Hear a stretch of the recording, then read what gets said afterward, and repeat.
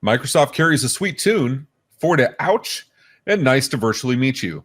These stories and much more on today's episode of MSP Dispatch.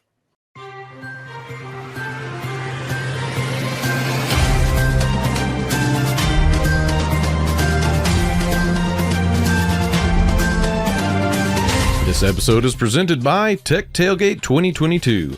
MSP Media Network is proud to premiere Tech Tailgate at IT Nation Connect 2022. Come tailgate with your favorite vendors and pros in the MSP channel all throughout the week. Learn game-winning strategies, pick up exclusive swag through special giveaways, and build up your roster for another W at the Super Bowl of IT events. Look out for our locker room interviews from all the major players leading up to the week of the big game. To learn more, visit techtailgate2022.com. Good morning and welcome to the October 14th episode of MSP Dispatch, your source for news, community events, and commentary in the MSP channel. I'm Ray Orsini, joined as always by my co-host, Mr. Tony Francisco. How you doing, Tony? Excellent. How are you doing today? It's awesome. There's no hurricane. I feel like it's been forever. So talk to me. I am brand damn spectacular. That's what I'm going with. It doesn't sound pretty, but it feels damn good. So, Tony, we talk about a lot of really thought-provoking things here on Dispatch. We talk about the hard-hitting news, but I feel in our 50-plus episodes, we've missed the real question. If you had the opportunity, would you rather be in the Star Wars universe or the Star Trek universe? Oh man, you're just luring me into a fight. There's literally like door number 1 or door number 2. Which gang do you want to fight? Which is horrible because I like both. I mean, I actually like both, and since a kid with I like both. We leave it at that, so no one attacks me thoroughly. Very, very politically correct response. I appreciate that. Now, everybody knows I'm a hardcore Star Wars nerd. I do appreciate Trek. Don't get me wrong. I watch it all. I absolutely appreciate it. And I have dozens and dozens of lightsabers. I can't remember the last time I went to Disney and didn't go to Galaxy's Edge. I'm a hardcore Star Wars nerd. But I heard this TikTok a couple days ago that posed this question and then gave the answer of you'd have to be out of your mind if you don't answer Star Trek. And the answer is real, and the reasoning is very simple. Star Trek is a communist utopia where you have tons of worlds you can vacation, you don't have to pay for anything, everybody's at peace. Where in Star Wars, you have this horrible regime that comes in and tries to take over everybody's planets every 30 years. You're under a complete oppression. And if you want to play with lightsabers, go to the Holo Room in Star Trek and do it yourself. So I can't say I disagree with that. Being a Star Wars nerd, it hurts me to say it, but I think I'd land in Star Trek world. From the MSP audience, if you boiled your blood, if you have some feelings on the matter, and I'm sure a lot of you do, hit us up in the comments. But for now, you got some news stories for us? I do. Kicking it off straight from the heart with Microsoft.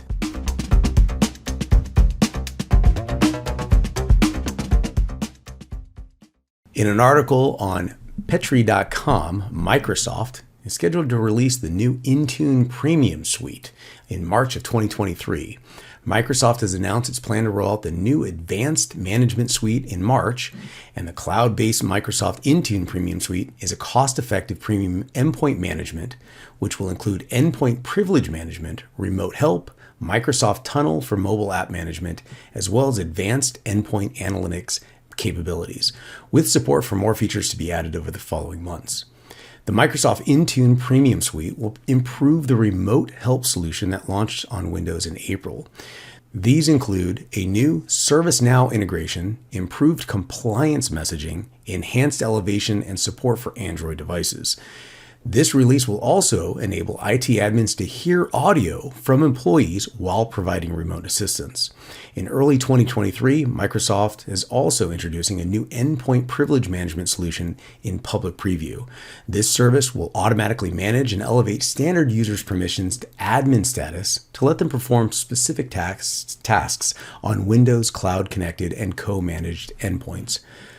Ray, this article, as I'm saying it, I am just like the Star Trek versus Star Wars community. I am hearing the blood boil from some, and some are saying, yes. There's so much, it's a cocktail of conflicted emotion. Give me your thoughts on this. So it's funny because when Intune first came out, MSPs all over said, "Look, can I get rid of my RMM?" And then when Lighthouse was announced, it was, oh, Microsoft's coming after the RMM. And in both cases, the answer is no. Lighthouse centralized management method for M365, still in beta as far as I understand. Intune has a ton of amazing features, but it doesn't really have a GPO style management. And RMM still accounts for a lot. Then the remote support was announced and was going to be an add-on, but we're stepping into RMM territory, or at least the management part. And now this whole suite, and it's wow. We've talked several times before. I'm not an alarmist. I'm not the guy saying you got to get rid of your RMM. RMMs are dead. Absolutely, by no means. You do have to have a method for wide scale management of platforms. That is without a doubt. Now, whether it's desired state configuration, whether you're doing monitoring, alerting, however you're doing it, that's up to the user. But I do like to see Microsoft come out with native strategies for this. As always, it's only a piece of the puzzle, whether it's going to address Mac, whether it's going to address Android, iOS, Linux, left to be seen. How effective these things are, how cohesive they are with the rest of the Azure ecosystem, right? Because Microsoft is notorious for building a bunch of things that don't play together. Like in the MSP world, it's about single pane of glass, or at least not swivel chairing. We live with all of our integrations. That was the one takeaway here that actually threw me for a loop. This is the first launch I see from Microsoft that says, hey, and we're going to integrate with ServiceNow at launch.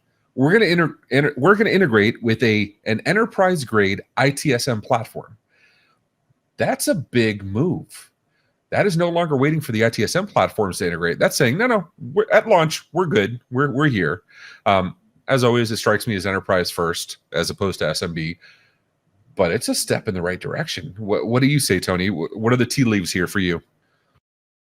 Well, let's be blunt. Ambient support is the objective, meaning it's just there, and it should not be. It's kind of like the umpire at a baseball game, where you don't really know the umpire is there unless the umpire messes up. And ambient support for your customers is the objective. They don't really know you're there. You're just keeping things from an operations perspective moving. Although the micro-segmentation is critical in everything that you do, Microsoft is simultaneously pulling it all together in one complete ecosystem and creating that ambient level architecture where it just does what it's supposed to do. And they even mention repeatedly Android. I did not hear the mention of Macintosh, so I'd like to explore that a little bit more. But this may be the holy grail if it's done correctly, or it may be a complete opportunity for everyone else to fill in those gaps. So I'm really interested in how this plays out. Yeah, I'm looking forward to it. I mean, what are they going to have? Dashboards? Are they going to have alerting? Are they going to have, proactive response? There's a lot of pieces left, but we'll talk about it. Let's see what the MSPs say. Are you looking forward to it? And frankly, like I said, those opportunities, those exploits are wide open, and I think this is going to open up a huge opportunity. As much as it's closing one door, multiple other doors will open. But exploits. Ray, talk to me.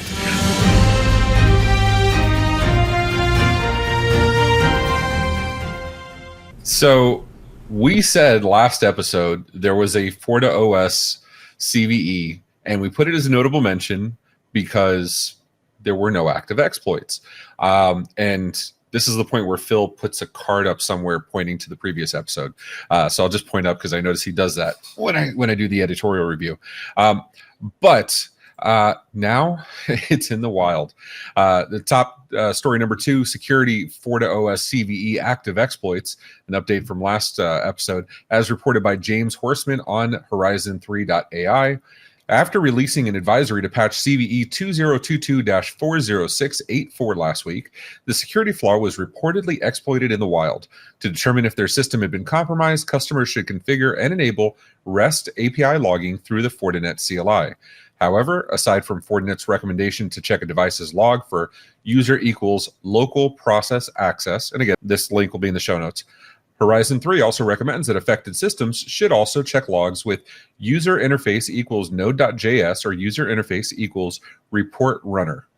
Take note, the REST API request failing is not a sign of an unsuccessful attack because Horizon 3 researchers were able to modify admin users' SSH keys through a REST API request that reportedly failed.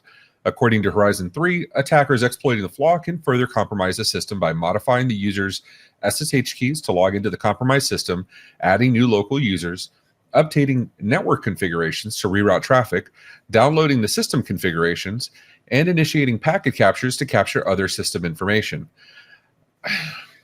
Tony, we've said it over and over. Stop putting your admin interfaces on the internet. Use IP restrictions. Use strong keys.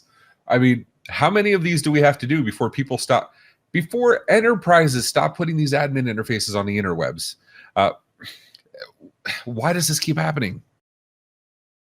I am fascinated. I almost feel like there's a predictable lowest common denominator here. That is, what's that called? I keep forgetting the term. People.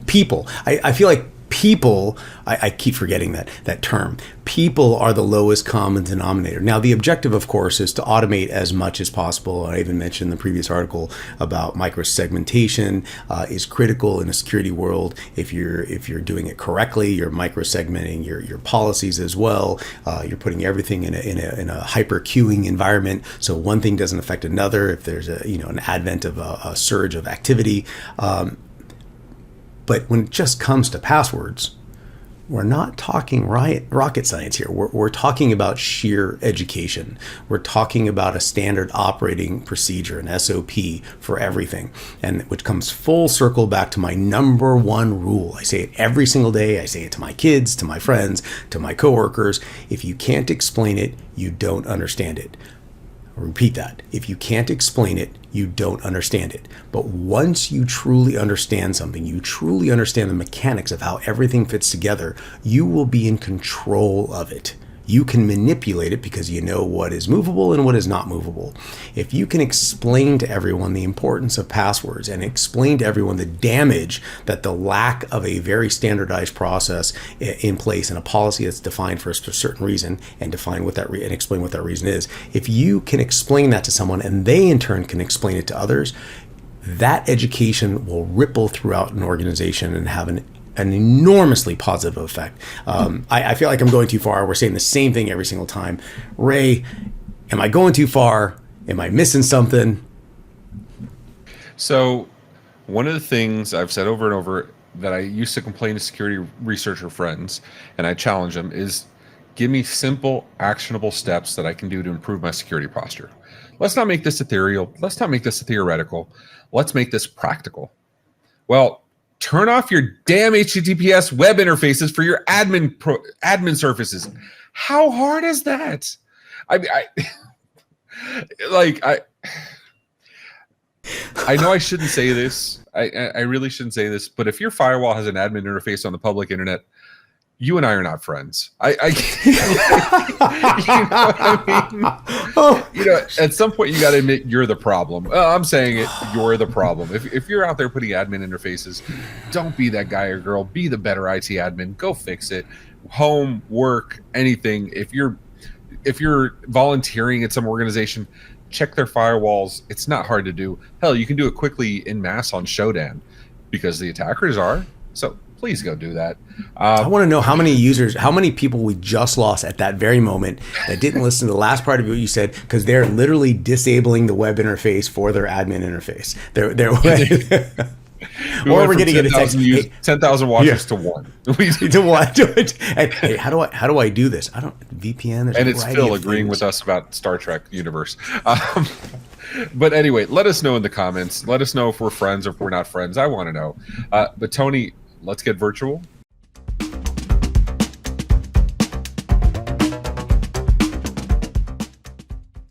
Yes, let's do it. In an article from CRN.com, the Metaverse will turn into nearly a $1 billion industry by 2030.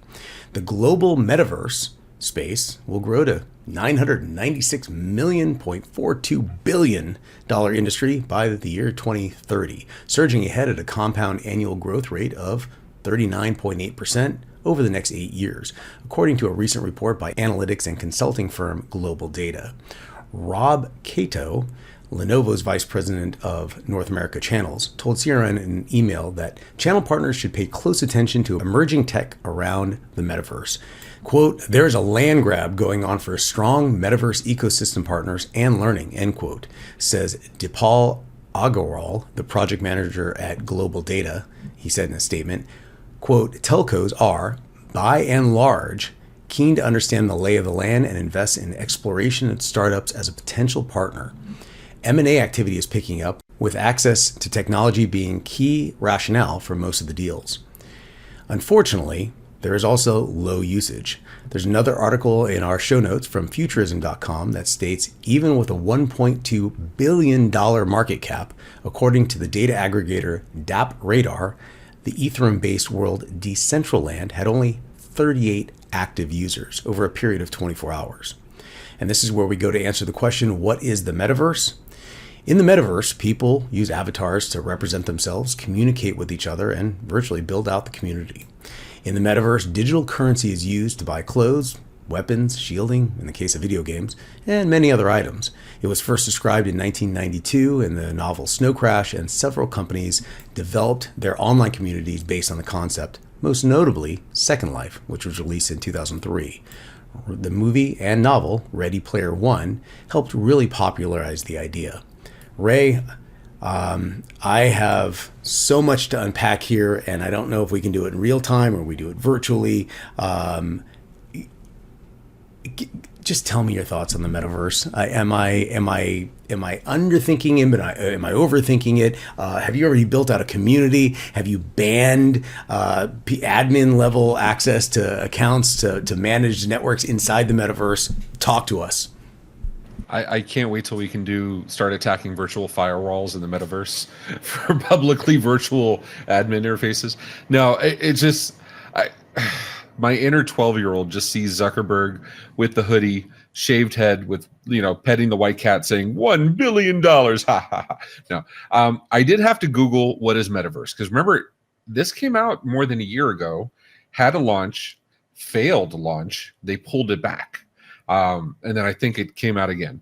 So I had to Google. I'm like, I needed to get caught up on what this is. We've heard Sobel talk about it. We've heard Palachuk talk about it. Ryan Morse talk about how service industry and opportunities, that's where the real money is. How can businesses leverage the metaverse to interact with their customers, other businesses, suppliers, whatever it is. Whether that's practical or ethereal, that's a whole nother conversation, right? We remember the Microsoft HoloLens that had all these amazing applications, augmented reality, so you can perform surgery, and have everything visualized in front of you, or, you'd have a mechanic working on an engine, they'd be able to digitally display the engine in front of them and split it out. I mean, really cool Minority Report stuff that really didn't come to the masses. And HoloLens is an advance of metaverse by several years at this point. It makes me wonder if this is a Microsoft Courier type thing, right? Microsoft Courier came out well before the iPad. It was a good device. It was just a decade and change way too early. I wonder if Metaverse is just way too early. I wonder if HoloLens is way too early. What do you say? What about you? Do you see promise in this? I don't know. That saying comes into play. The problems of the past will lead to the solutions of the future. And all I hear is Second Life, which the solution is don't build it again. Now, granted, there's a huge difference between virtual reality, augmented reality, which you're referring to now, and a Second Life metaverse. And I think we're 100 years too soon, before 100 years, maybe 50, but too soon for that. And I'm really interested how the MSP community thinks that they'll benefit, because there's got to be someone out there that can say, hey, listen, I could benefit from this. And I would love love to hear that. So if there's anyone out there that thinks they could build something or do something in a metaverse environment that will benefit their business in a commerce style, please weigh in on this. Anything would help. I'm fishing for ideas, and there's no fish in the lake. I'll even double down on that. If there's anybody using Metaverse now for themselves or their customers, we want to have you on the show. We want to hear from you firsthand. If you're a pioneer in this, we want to hear how you're making it practical. So hit us up. News at mspmedia.tv, 833 MSP Network. Hit us up in the comments. Hit us up. But for now, let's get into the notables.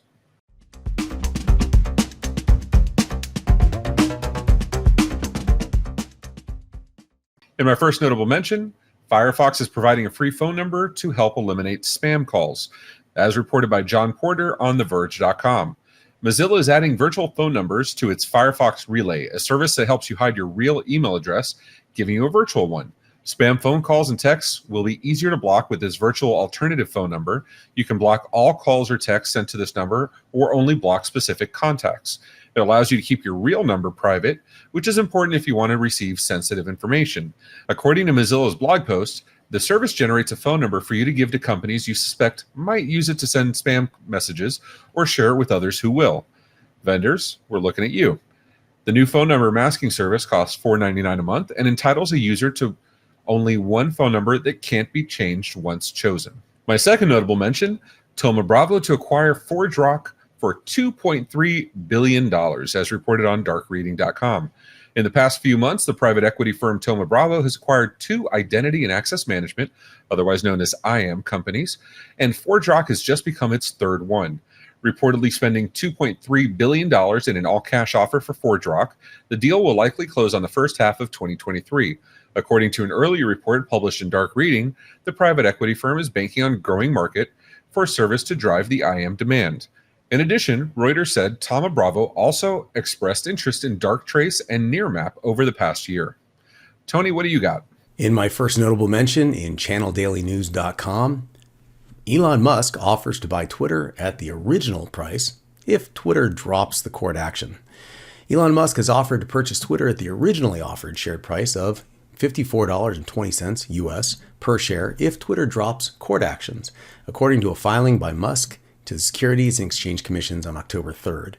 Musk has offered to purchase Twitter for $44 billion US in April of 2022, but then tried to back out of the deal on July 8th when he demanded Twitter prove that fewer than 10% of Twitter accounts are controlled by bots. The two companies are scheduled to meet in court on October 17th. And in my next notable mention, in GameRant.com, an Oblivion mod lets players order a pizza straight from the video game. Eating in Oblivion, the video game, is something the protagonist can do in-game. But this one modder makes it so the player themselves can order a real-world pizza. And that's exactly what modder Nikki's42 has done with their mod, Pizza Oblivion. As spotted by PC Gamer, this user has managed to create a way to order a Domino's pizza through Oblivion.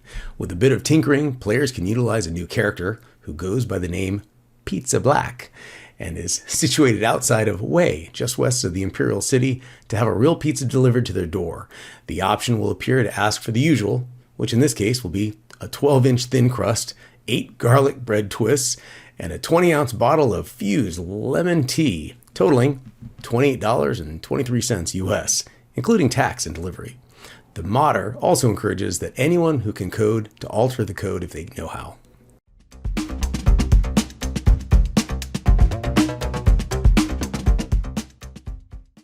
In upcoming events, join us Monday at 1 p.m. Eastern on the Cybercall Voice of the MSP. I'll be joining Kelvin Tehelar and Kyle Spooner, along with Andrew Morgan, on how to communicate a cyber incident. On October 18th through October 19th, in-person event, PAX 8 Security Bootcamp in Denver, Colorado. October 18th, 10 a.m. Eastern, MSP Dispatch, presented by the MSP Media Network. 10/19 through 10/20 in-person event, SMB TechFest, Irvine, California.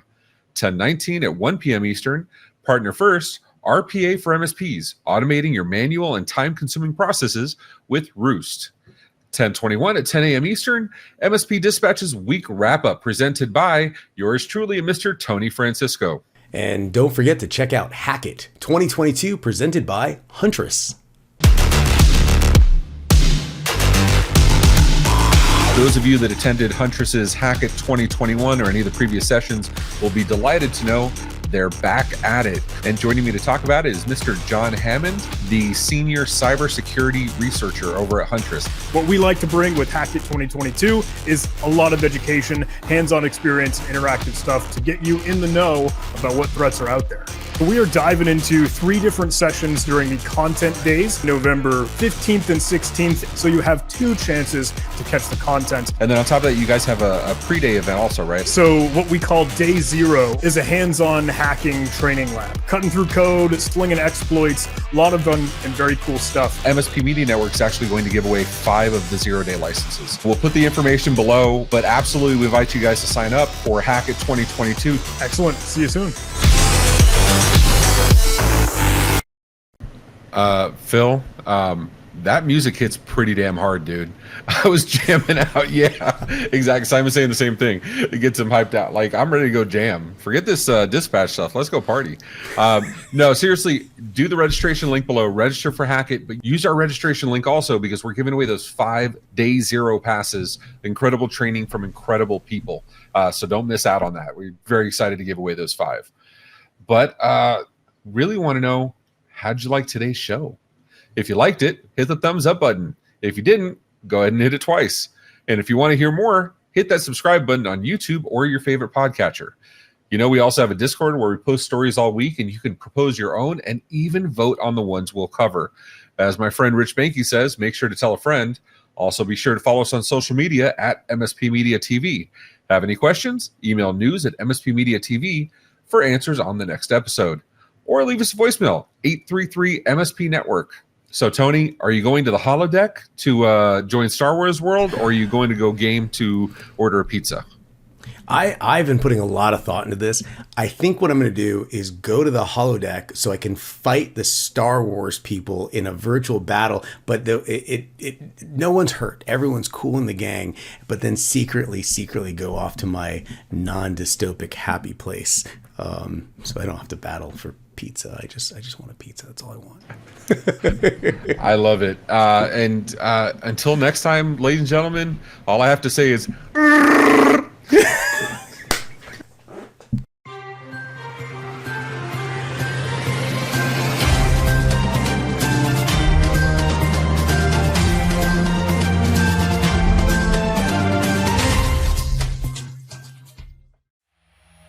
This has been a broadcast of the MSP Media Network.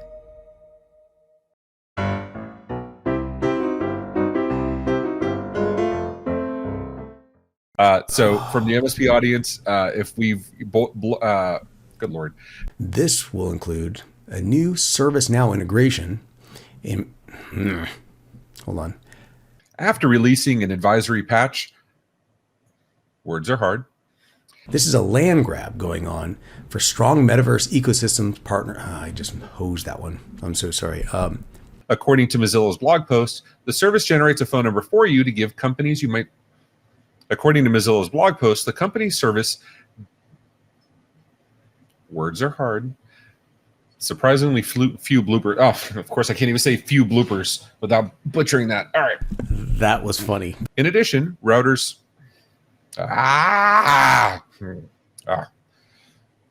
One second. That's what I get for talking about not many bloopers. All right. Musk had offered to purchase Twitter for $44 US. 44. Redo that line. The two companies are scheduled to meet in court on October 17th. After he buys Twitter for $44. It's a good deal. 10:21, 10 a.m. Eastern, MSP week. Damn it, I was so close. I was so close. So close. Link below, register for Hack It, but use our register. Blah, blah, blah.